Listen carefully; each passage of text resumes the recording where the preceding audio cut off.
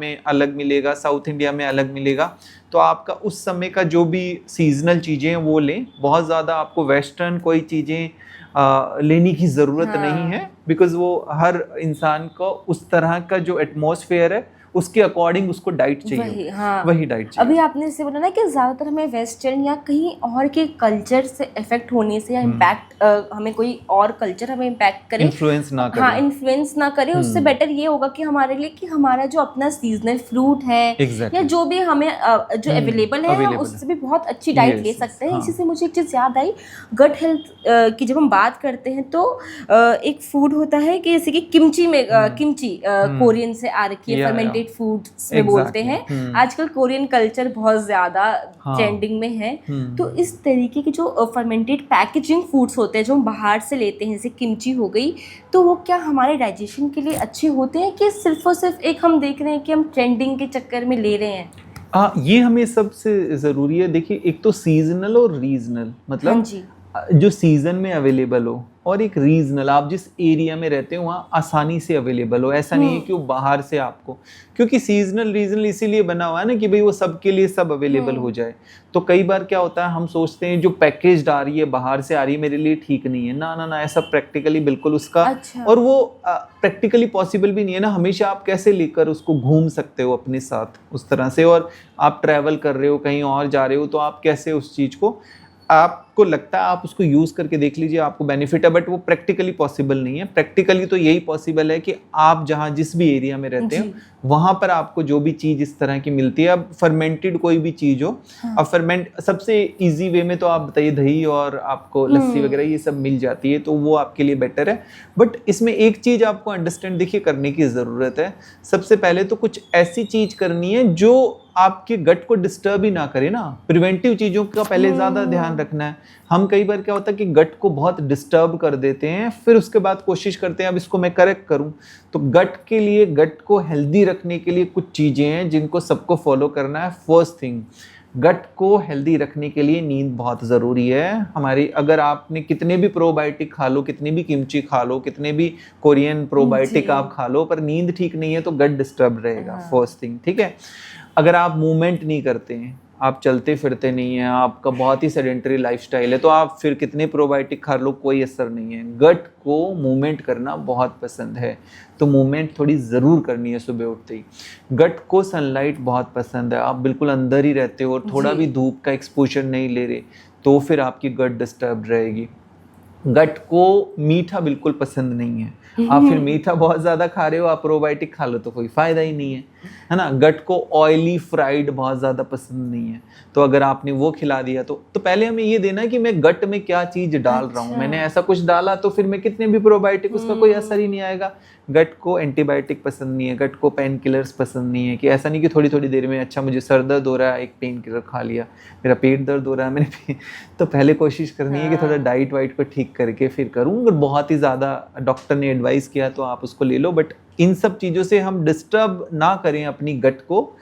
फिर प्रोबायोटिक असर करेगा। अब कई बार आपने लोगों से सुना होगा और सब कहते भी हैं, मैंने ये भी प्रोबायोटिक लिया, मैंने ये भी लिया, मैंने ये कोरियन किमची ली, मैंने ये सब लिया, बट फिर भी मेरा तो ठीक ही नहीं हुआ।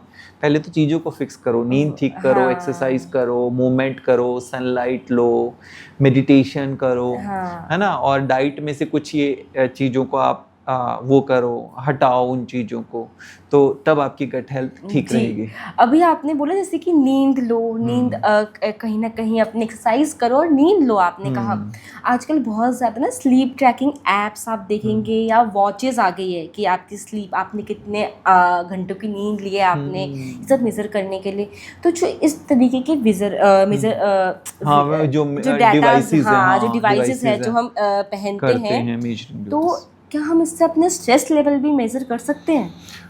एक तो पहले देखिए क्या होता है कि बॉडी खुद ही सिग्नल दे देती है, ऐसे डिवाइस की ज़रूरत आपको पड़ेगी नहीं। शुरू में आप ले सकते हो देखने के लिए कि मेरी स्लीप ठीक से हो रही है कि नहीं, है ना, और बट अदरवाइज तो बॉडी बता देगी आपको कि आप अगले दिन लिथार्जिक फील कर रहे हैं, तो इसका मतलब नींद ठीक नहीं हुई है ना, फ्रेश फील नहीं कर रहे हैं उठने के बाद भी।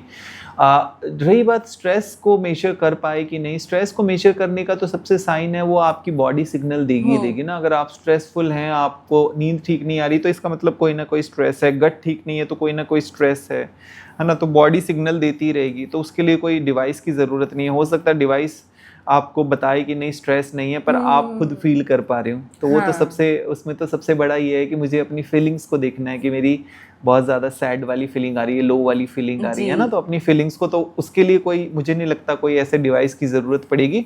उसके लिए सबसे बेस्ट डिवाइस है कि थोड़ा सा पॉज दे के 10-15 मिनट्स अपने साथ आप स्पेंड करो, तो अपने आप पता लगेगा कि मेरे किस तरह के थॉट चल रहे हैं। बहुत ज़्यादा नेगेटिव थॉट चल रहे हैं, बहुत तेज स्पीड से थॉट चल रहे हैं, तो इसका मतलब कोई ना कोई स्ट्रेस है। जी हाँ, अब जैसे अभी आपने कहा ना कि आपकी बॉडी सिग्नल देगी कि आपको स्ट्रेस है कि नहीं है, तो बहुत बारी ऐसा भी होता है कि हमने ना प्रॉपर हमारे स्लीप हमने ले रखी है, हम रात भरी है जैसे कि 8-10 घंटे, जो कि बहुत ज़्यादा है कि हम सोए हैं, नींद हमारी पूरी है, लेकिन इतना पूरा दिन सोने के बाद भी जब हम उठते हैं, कहीं ना कहीं हमें मेंटली या फिज़िकली भी हमें ना बहुत ज़्यादा एग्जॉस्ट फील होता है कि हम फिर भी बहुत थका थका लगता है। तो ऐसा क्यों होता है?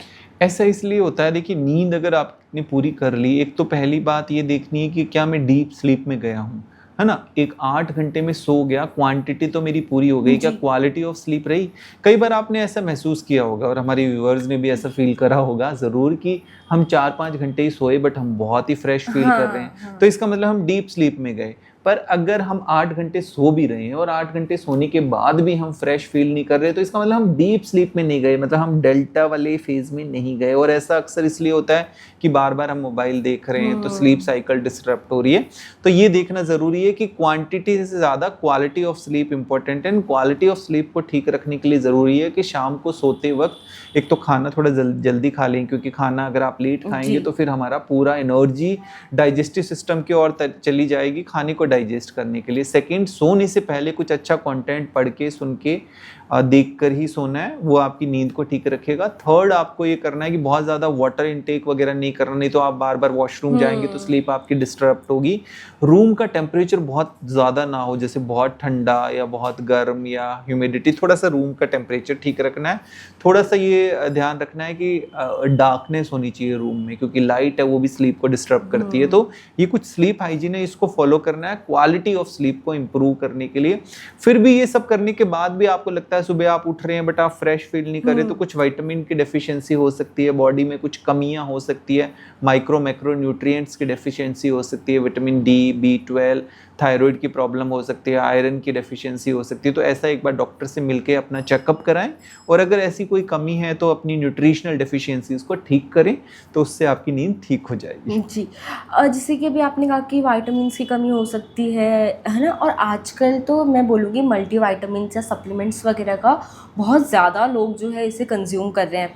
पहले के टाइम पे मुझे नहीं लगता कि मल्टी विटामिन्स की इतनी ज़्यादा ज़रूरत होती थी या लोग इतना ज़्यादा इंटेक करते थे, पर आज के टाइम पे तो लोग बिना इतने उन्हें पता भी नहीं है कि उन्हें उस चीज़ की ज़रूरत है कि भी नहीं है, बट स्टिल वो मल्टी विटामिन्स ले रहे हैं, सप्लीमेंट्स ले रहे हैं। और सप्लीमेंट्स की मैं बात करूँ तो ब्यूटी सप्लीमेंट्स आजकल बहुत ज़्यादा ट्रेंड में आ गए हैं कि लोग ब्यूटी सप्लीमेंट्स हो गए, गमीज़ हो गए, वो सब कहीं ना कहीं इंटेक ले रहे हैं। तो इस तरीके के सप्लीमेंट्स क्या हमें सच में इनकी नीड है कि हम सिर्फ ऐसे ही ट्रेंड के उसमें देख कर ले रहे हैं? इसमें अपने व्यूवर्स को बताना चाहूँगा, देखिए क्योंकि डाइट में कई बार कुछ माइक्रो मैक्रो न्यूट्रिएंट्स की डेफिशिएंसीज रहती है, आप नहीं ले पाते हैं, जिस तरह का आपका लाइफस्टाइल है, तो आप वो आपके खाने से पूरी नहीं कर पा रहे। तो अगर आपके डॉक्टर ने आपको एडवाइस किया तो आप ले सकते हैं, पहली बात। दूसरा, एक बार ये हमें समझना ज़रूरी है कि जैसे भारत के अंदर हमने देखा vitamin D and B12 deficiencies रहती है, क्योंकि हमारा सनलाइट एक्सपोजर उस तरह से होता नहीं, और पोल्यूशन की वजह से बॉडी में वो एब्जॉर्प्शन होता नहीं है विटामिन डी का। तो विटामिन डी की अगर कमी है तो विटामिन डी का अगर डॉक्टर ने सप्लीमेंटेशन एडवाइस किया तो आप ले लें। B12 की कमी है तो B12 का सप्लीमेंटेशन भी लिया जा सकता है, बट जितने टाइम के लिए डॉक्टर ने बोला उतने टाइम आपने लिया, फिर स्टॉप कर दिया। बट अदर आपके न्यूट्रिशन, आपको किसी भी तरह से कोई न्यूट्रिशनल डेफिशिएंसी है, उसके लिए अगर आपको कोई सप्लीमेंट दिया जा रहा है, थोड़े टाइम के लिए आप डॉक्टर के कहने पे या आपके डाइटिशियन के कहने पे आप उसको ले सकते हैं, बट अपने आप बहुत ज़्यादा सप्लीमेंटेशन करना हार्मफुल है। हाँ, आगे बढ़ते हैं। अब मेरा आपसे एक सवाल ऐसा है कि अगर आपको कोई ना कोई हेल्थ रील आज के टाइम पे, अगर हम देखें जेन ज़ी का ज़माना है, आपको कोई भी एक हेल्थ रील वायरल करनी होगी, और मान लीजिए अभी आपको कोई भी एक रील आपने शूट करी और आप चाहते हो कि मैं इसे अपलोड करूँ और वायरल हो, तो आप कौन सा टॉपिक चूज़ करेंगे?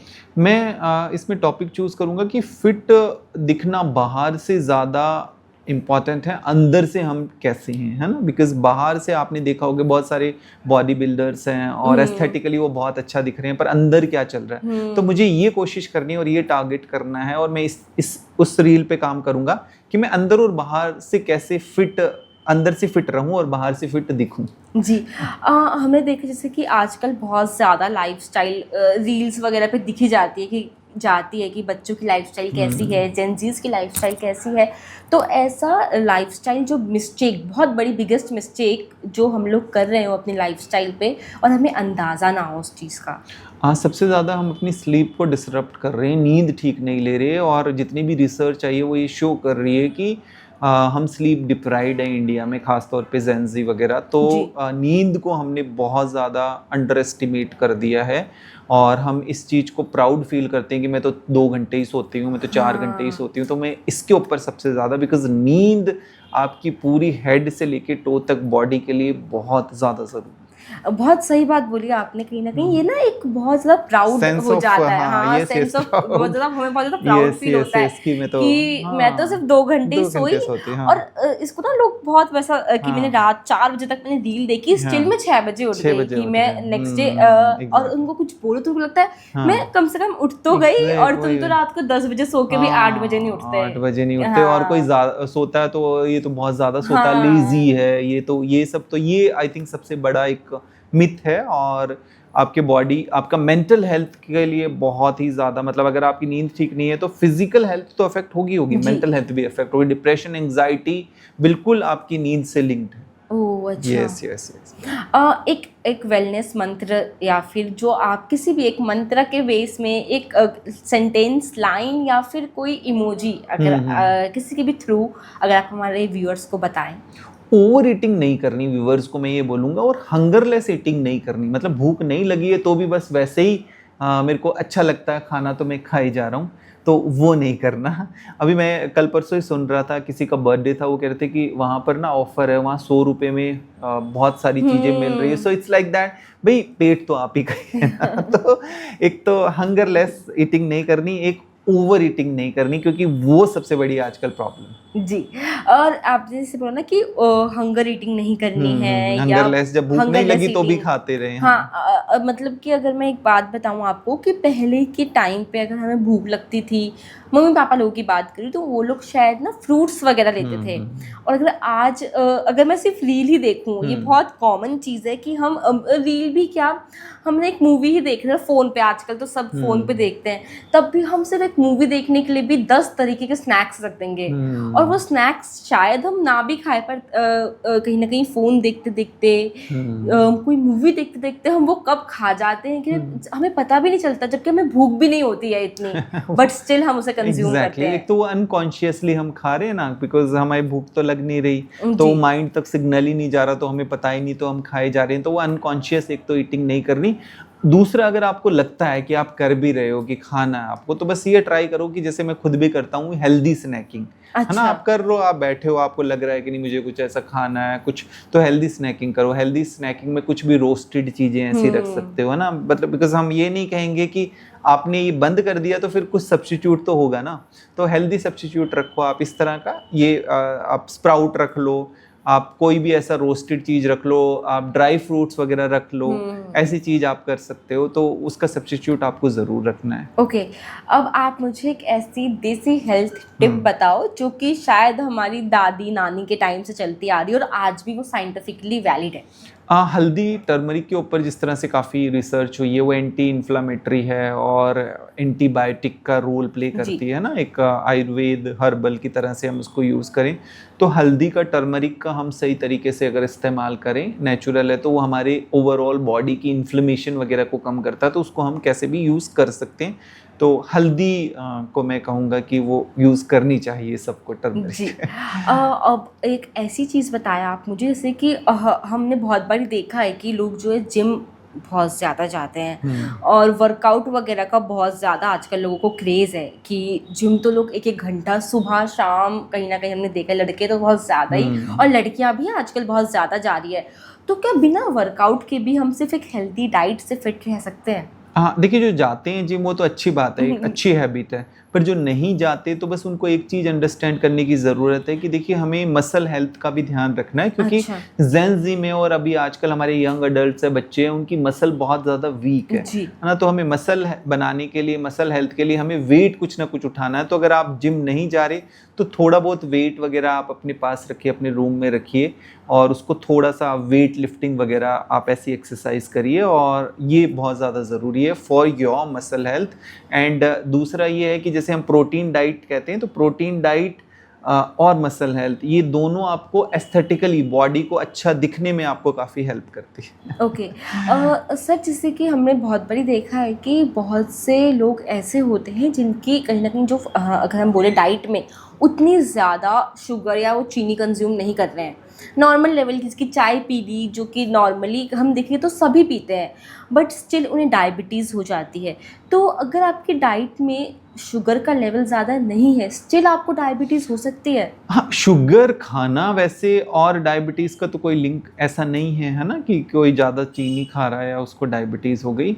डायबिटीज़ के और बहुत सारे कारण होते हैं। और दूसरा एक चीज़ है कि एक तो आप शुगर डायरेक्ट खा रहे हो कि आप चीनी खा रहे हो, वो एक होता है कि जैसे हम कार्बोहाइड्रेट बहुत ज़्यादा खा रहे हैं तो अल्टीमेटली बॉडी में वो भी ग्लूकोज बन रहा है ना, कि आप बहुत राइस खा रहे हो, बहुत चपाती खा रहे हो, या फास्ट जंक फूड खा रहे हो, या आपने कहा कि मैं तो सॉस का इस्तेमाल कर रहा हूँ, उसमें भी चीनी है। तो कई ऐसी चीज़ें जिसमें हिडन शुगर भी होता है ना। तो अल्टीमेटली ये हमें ध्यान रखना है कि मेरी डाइट के अंदर बहुत ज़्यादा कार्ब्स ना हो, बहुत ज़्यादा ऑयल ना हो, मेरी डाइट में ज़्यादा प्रोटीन हो, फाइबर हो।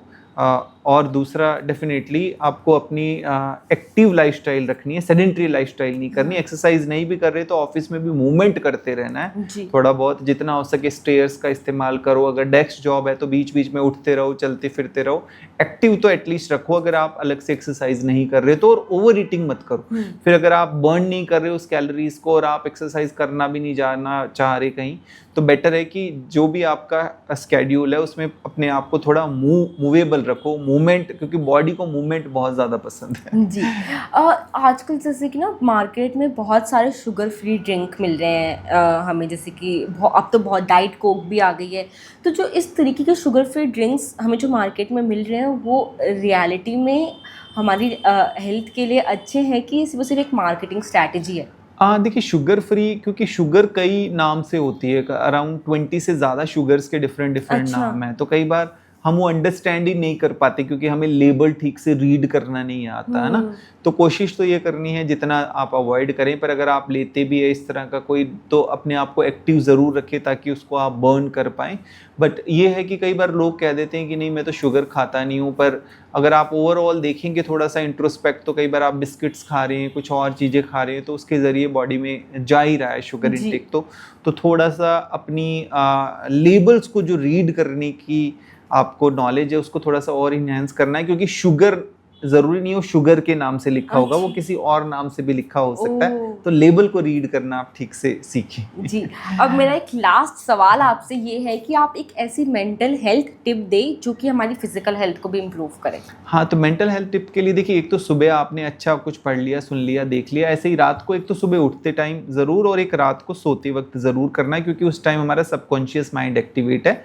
तो अच्छा पढ़ के, सुन के, देख कर आपको सोना है। दूसरा, पूरे दिन में भी थोड़ा सा कुछ ऐसा आप कंटेंट रखें कि बीच में अगर आप लो फील कर रहे हैं तो थोड़ा सा उसको रीड कर लिया और फिर थोड़ा सा आप अच्छा फील करें। फिर तो ऐसा नहीं है कि सुबह और शाम को ही सिर्फ आपने ऐसा, पूरे दिन भी थोड़ा थोड़ा ऐसे माइंड को, जैसे हम बॉडी को भी कुछ ना कुछ फ्यूल देते रहते हैं खाने के लिए, तो माइंड को भी कुछ अच्छा फीड कराना है। तो अच्छा फीड करने के लिए मोबाइल में ही रख लीजिए कुछ ऐसा अच्छा, कोई छोटी सी क्लास सुन सकते हैं, कुछ अच्छा सा एक छोटी सी बुक रख सकते हैं स्मॉल, उसको पढ़ा, तो उससे आपके माइंड में जब थोड़े से थॉट ठीक होंगे तो आप अच्छा फील करेंगे। यही माइंड को ठीक रखने के लिए और अपनी मेंटल हेल्थ को ठीक रखने के लिए ये एक सबसे बेहतरीन तरीका है। जी, तो आज के लिए बस इतना ही and thank you doctor Sameer कि आज आपने मतलब कि बहुत सारी चीज़ें हमने सीखी और जानी, और ऐसे ही और बातचीत और कॉन्वर्सेशन देखने के लिए देखते रहे GMT। धन्यवाद।